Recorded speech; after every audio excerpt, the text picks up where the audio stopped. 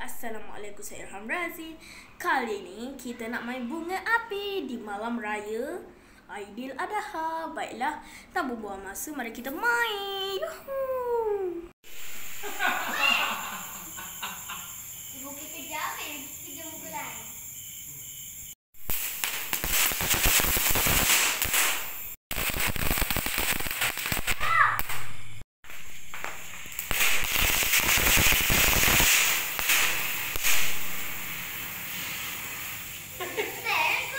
Terbakar.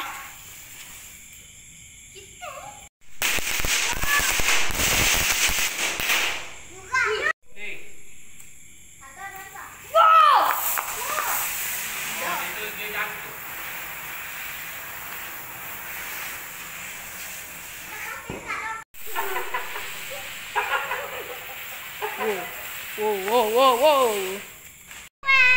Kecil. Jangan, Dek. Ada orang lawan, guys. Ada orang lawan. Budak mana tu?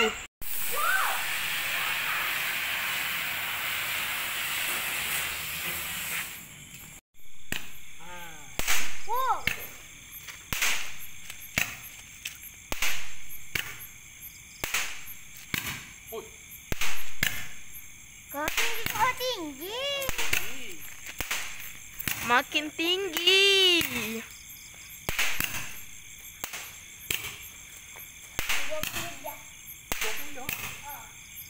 Apakah ni kita nak lagi ni dah? Apa tunggu kat rumah ni?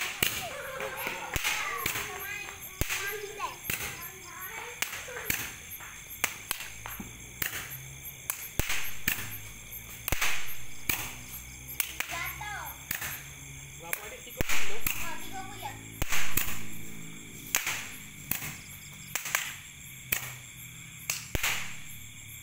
Habis.